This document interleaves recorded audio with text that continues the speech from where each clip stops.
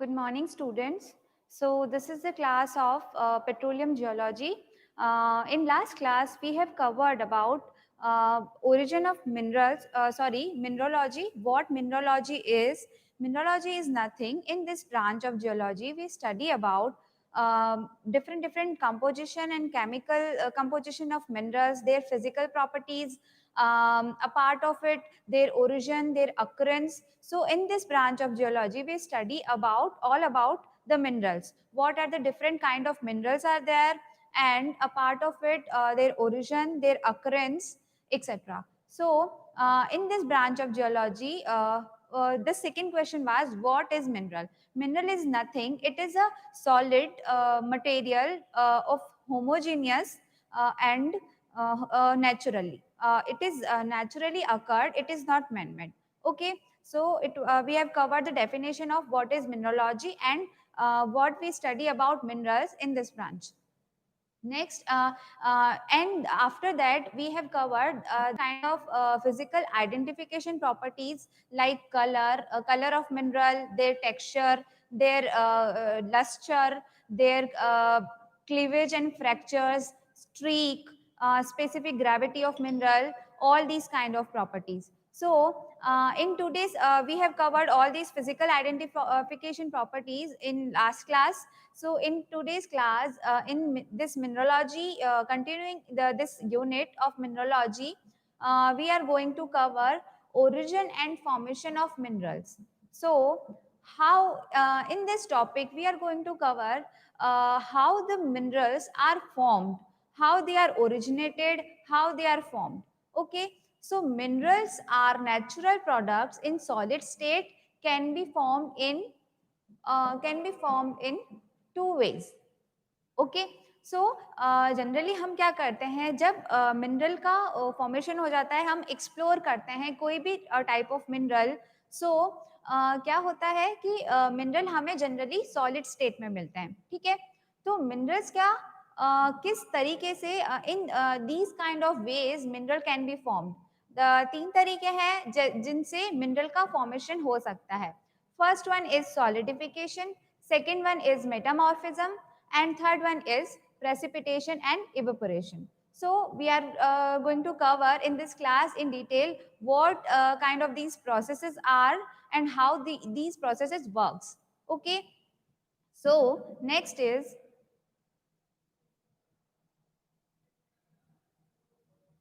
solidification. So first process was solidification. क्या होता है सॉलिडिफिकेशन? टू टाइप के प्रोसेसेस होते हैं.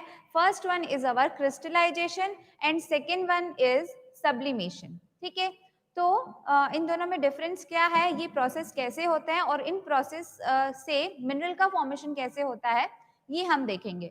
तो क्रिस्टलाइजेशन प्रोसेस में क्या होता है, in this process it form the mineral is form from an originally hot molten material below the surface of the earth known as magma.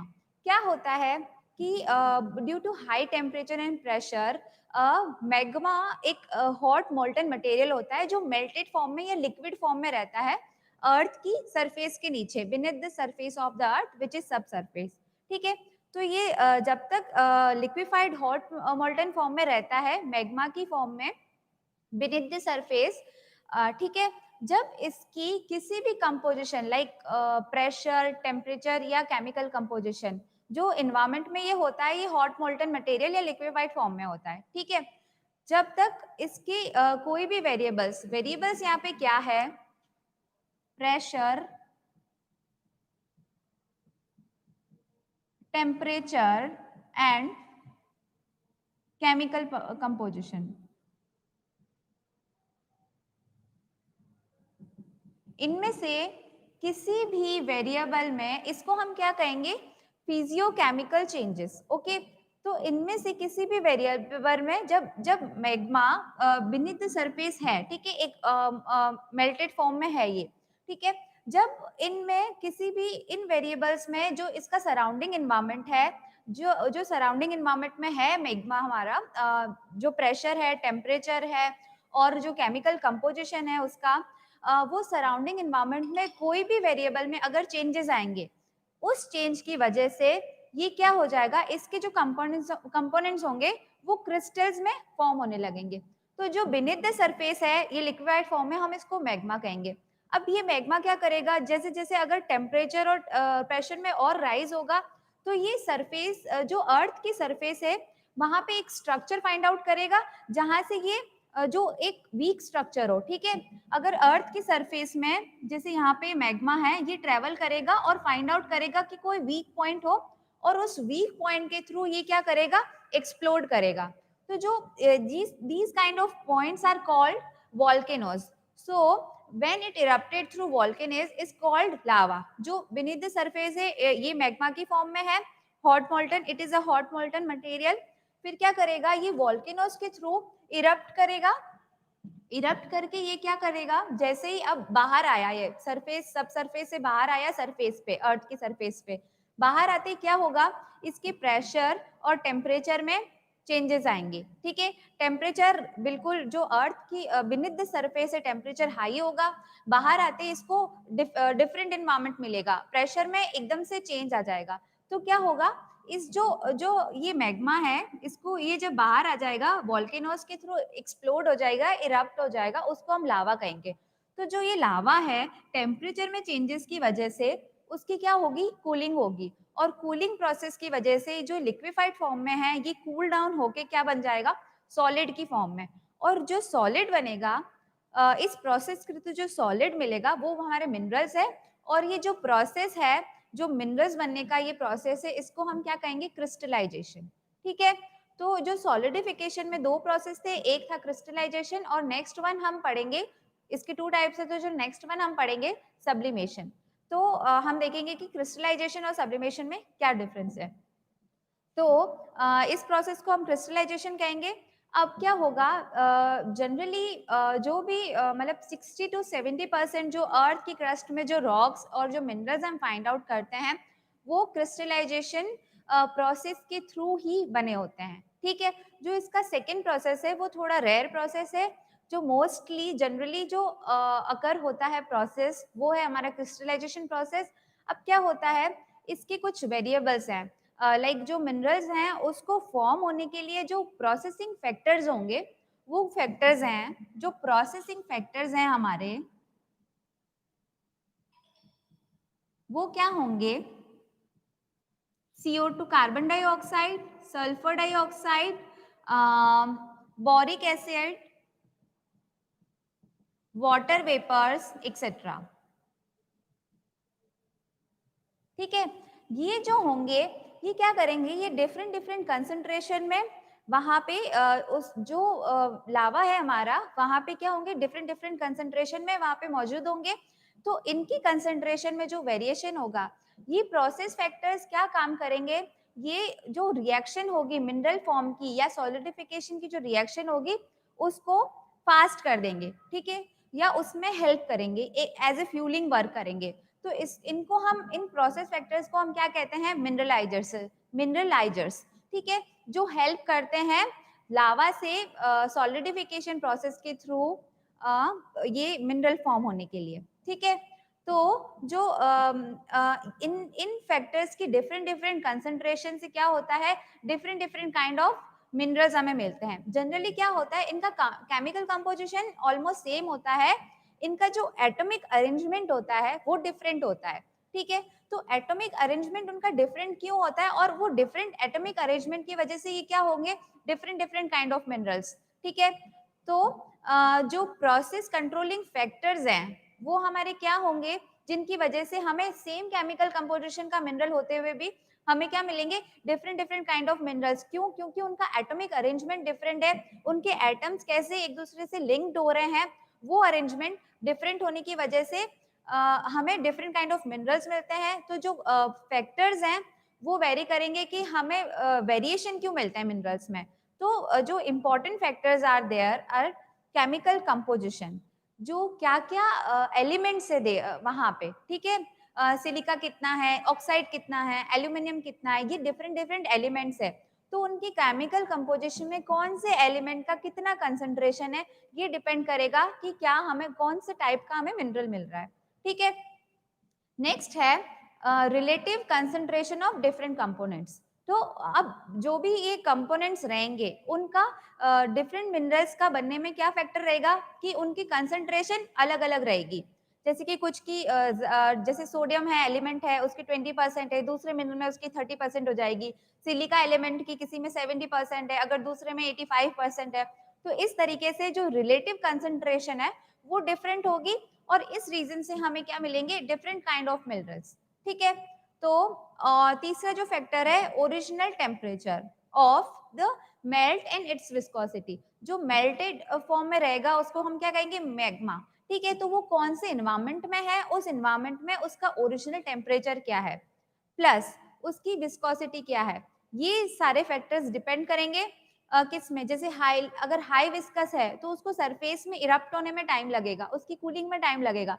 अगर ये बहुत अगर इसकी विस्कोसिटी कम है, ठीक है, तो ये इजीली फ्लो होने लगेगा, इसका फ्लोइंग बिहेवियर अच्छा होगा, कूलिंग भी रैपिड होगी। तो कूलिंग के प्रोसेस में जो कूलिंग में हमें टाइम लग रहा है वो भी एक बहुत बड़ा फैक्टर है, वो डिफाइन करेगा कि कौन से टाइप ऑफ मिनरल मिल रहा है।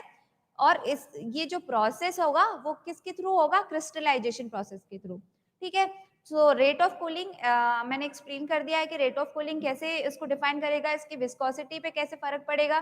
ठीक है। And nature of physical environment. Nature of physical environment मतलब जब बीनेथ द सरफेस जो मैग्मा है वो उसका एनवायरनमेंट, उसका सराउंडिंग एनवायरनमेंट क्या है, क्या प्रेशर है, क्या टेम्परेचर है, उसके केमिकल कंपोजिशंस क्या है। जब वो इरप्ट होगा वॉल्केनोस के थ्रू तो जो लावा है उसको क्या एनवायरनमेंट मिल रहा है उस सरफेस पे। ठीक है। सरफेस पे कंप्लीटली डिफरेंट प्रेशर मिलेगा, डिफरेंट टेम्परेचर मिलेगा और जरूरी नहीं है कि अर्थ के किसी भी पार्ट पे उसे सेम टाइप ऑफ बाहर निकल पे सेम टाइप ऑफ टेम्परेचर या प्रेशर का एनवायरनमेंट मिलेगा। ठीक है। हर रीजन में अलग अलग प्रेशर और एनवायरनमेंट के कंपोनेंट्स रहेंगे। तो वो ये सब फैक्टर्स क्या करेंगे, कंट्रोलिंग फैक्टर्स होंगे किस रीजन के लिए, क्यों हमें different different kind of minerals मिलते हैं। सेम केमिकल कंपोजिशन होने के बाद भी जो डिफरेंट काइंड ऑफ मिनरल्स होते हैं उनका एटॉमिक अरेंजमेंट डिफरेंट होगा, तो वो अलग तरीके से बिहेव करेंगे। ठीक है। क्योंकि उनका डिफरेंट कंपोजिशन होगा। ओके। सो ये था हमारा सॉलिडिफिकेशन प्रोसेस का फर्स्ट पार्ट, क्रिस्टलाइजेशन। जो हमारा सेकेंड पार्ट है वो है sublimation process. So this is our sublimation process.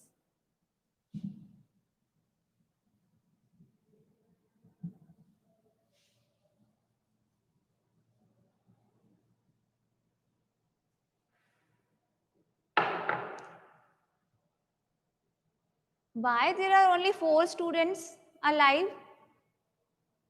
बाकी स्टूडेंट्स कहाँ हैं? 4 बच्चे तो नहीं है ना क्लास में? आप जो भी लाइव हैं अपने फ्रेंड्स को कॉल कीजिए और लाइव आने को बोलिए। कोई इजी सब्जेक्ट नहीं है पेट्रोलियम जियोलॉजी जो आप इतना लाइटली ले रहे हैं और आप क्लासेस अटेंड नहीं कर रहे हैं। ठीक है ना। यू आर लकी दैट कि आपकी क्लासेस हो रही हैं। तो please come live and tell your friends.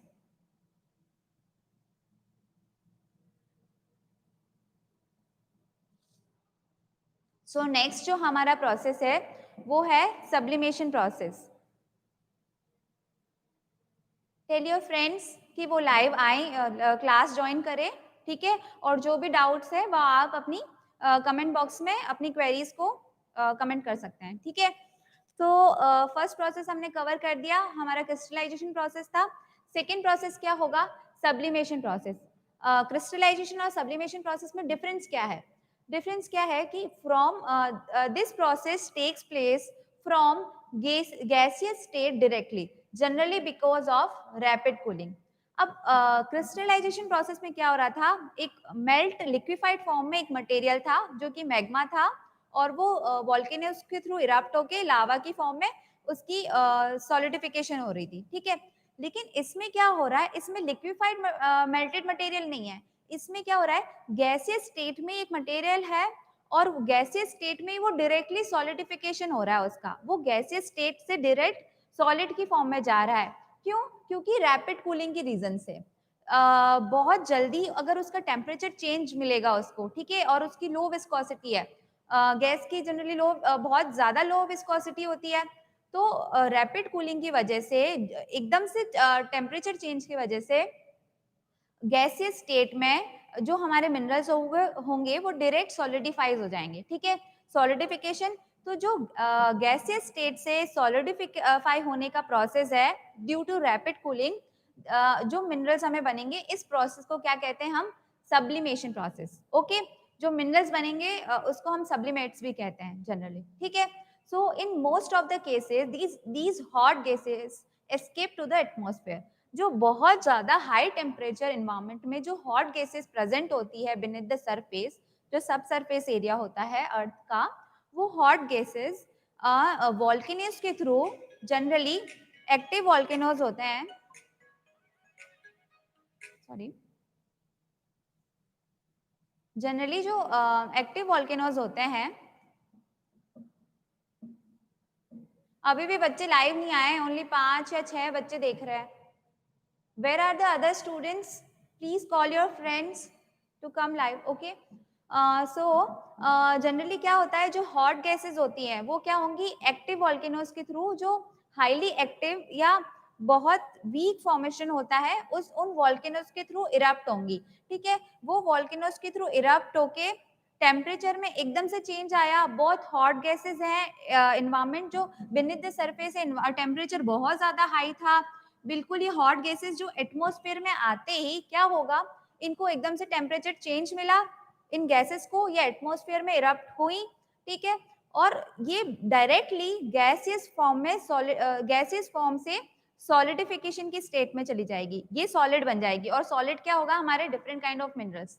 तो ये जनरली बहुत रेयर प्रोसेस है, बहुत रेयरली ये प्रोसेस होता है। इन जनरल केसेस जो क्रिस्टलाइजेशन प्रोसेस होता है, जो भी हमारी रॉक्स हैं, जो भी मिनरल्स हैं हम एक्सप्लोर करते हैं, वो क्रिस्टलाइजेशन प्रोसेस के थ्रू उनका फॉर्मेशन हुआ होता है।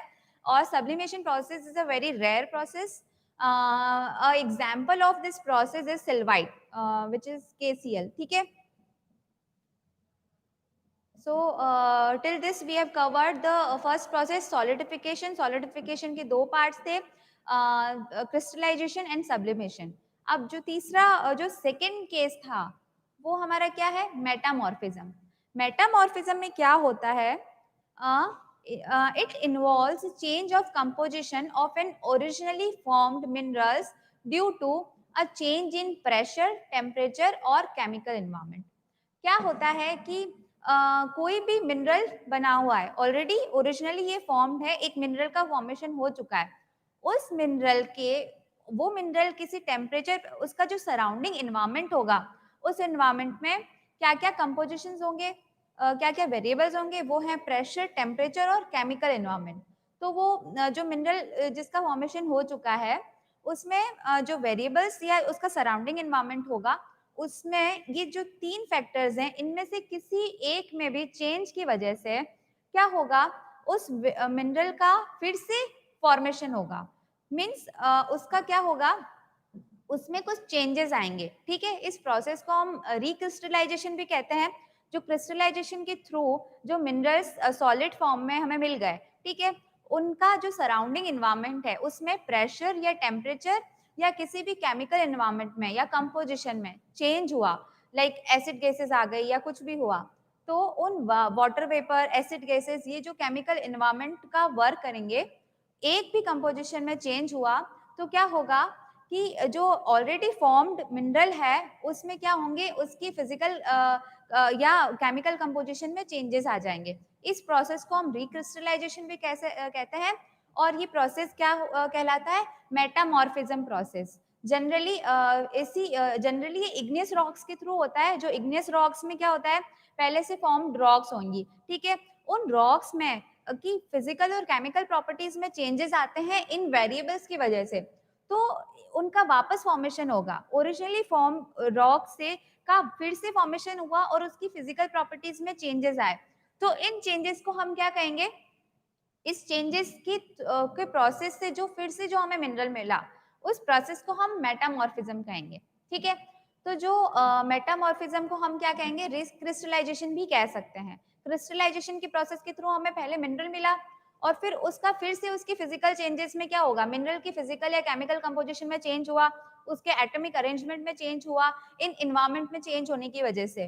तो ये उसका क्रिस्टलाइजेशन फॉर्म में जो हमें मिनरल मिला उसका फिर से क्रिस्टलाइजेशन होगा, तो इस प्रोसेस को हम मेटामॉर्फिज्म प्रोसेस को हम रिक्रिस्टलाइजेशन प्रोसेस भी कहते हैं। ठीक है, तो ये जनरली वही है, हमें already takes place in solid state. क्या क्या, क्योंकि ऑलरेडी मिनरल मिला हुआ है, वो सॉलिड स्टेट में है, उस ओरिजिनल मिनरल के फिजिकल और केमिकल कंपोजिशन में चेंजेस होने की वजह से हमें ये मिनरल्स वापस मिल रहे हैं। ठीक है, इस मेटामॉर्फिज्म प्रोसेस के थ्रू। ठीक है, so example of this process are kyanite, sillimanite and andalusite. इनका क्या होता है, इनका जनरली इन तीनों का जो केमिकल कंपोजिशन है, जो फॉर्मूला है वो सेम है, लेकिन क्या होंगे ये डिफरेंट डिफरेंट बिहेवियर करते हैं। क्यों? क्योंकि इनका जो एटॉमिक अरेंजमेंट है, एटम का जो अरेंज होने का ऑर्डर है वो डिफरेंट है, जबकि जो केमिकल कंपोजिशन है वो तीनों का सेम है। ठीक है, so I think it's clear up to this. Next is अवर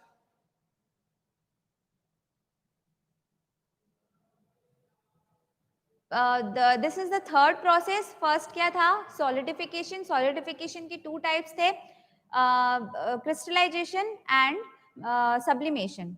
जो सेकेंड प्रोसेस था वो था हमारा रिक्रिस्टलाइजेशन और we can say it metamorphism. जो थर्ड प्रोसेस है वो है प्रेसिपिटेशन एंड इवोपोरेशन। अब प्रेसिपिटेशन और इवोपोरेशन में क्या होता है देखते हैं। It is formed from natural solution under favorable condition of temperature and chemical concentration।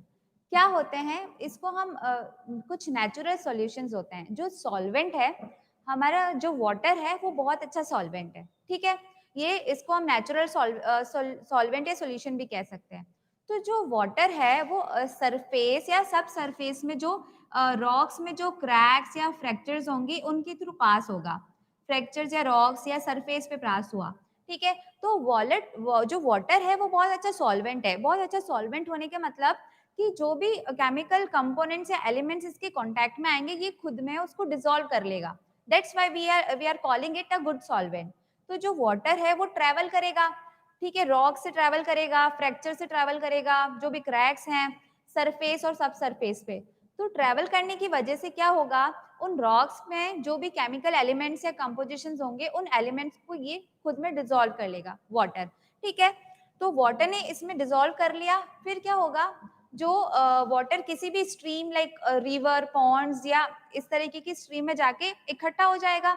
अब क्या होगा, जो सनलाइट की वजह से या हीटिंग प्रोसेस की वजह से उसका इवोपोरेशन होना चालू होगा। ठीक है, जो वाटर कंटेंट है वो वेपर्स बन के इवोपोरेट हो जाएगा, और जो रिमेनिंग उसमें वाटर ने अपने साथ जो केमिकल कंपाउंड्स को अपने साथ जो डिसॉल्व किया है वो कंपाउंड्स प्रेसिपिटेट हो जाएंगे। प्रेसिपिटेट होके वो एक सिस्टम या क्यूबिकल टाइप सिस्टम बना देंगे, और उससे हमें क्या मिलेगा, वो भी एक डिफरेंट काइंड ऑफ मिनरल है।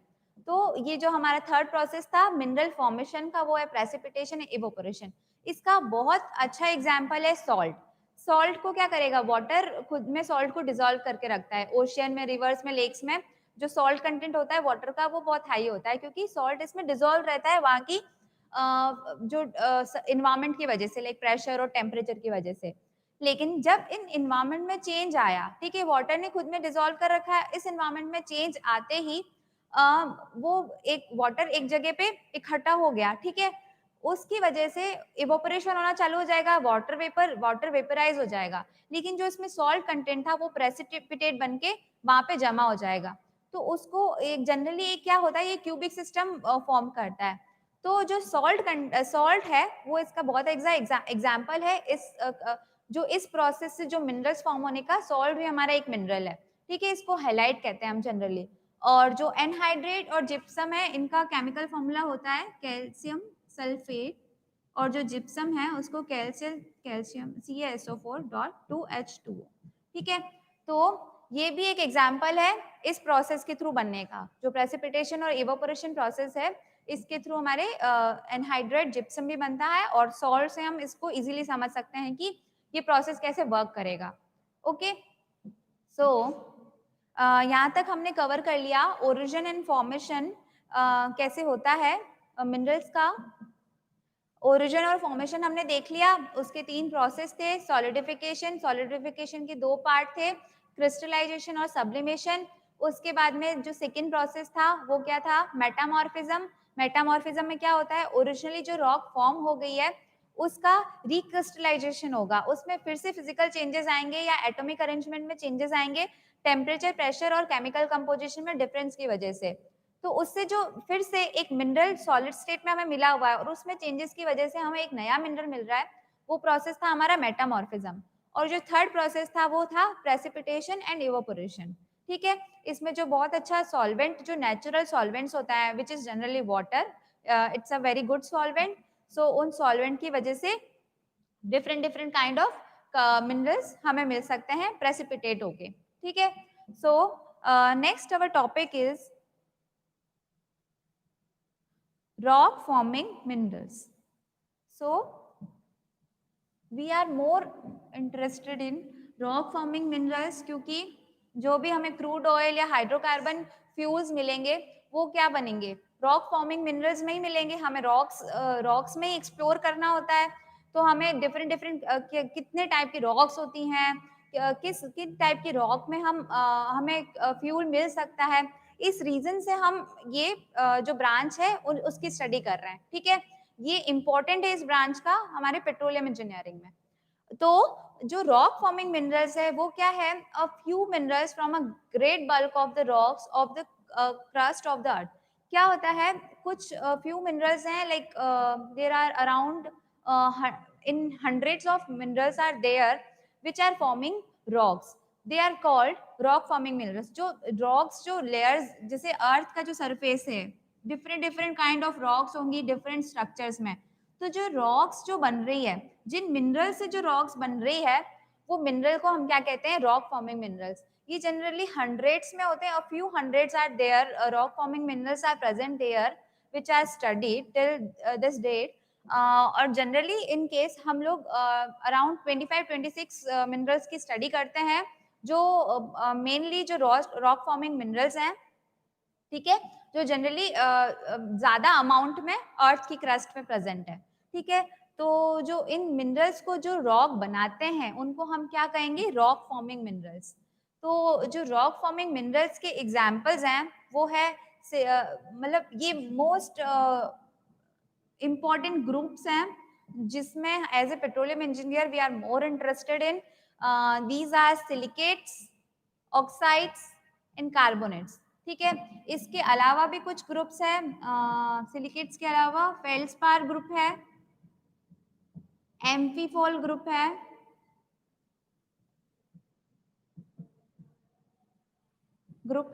ठीक है,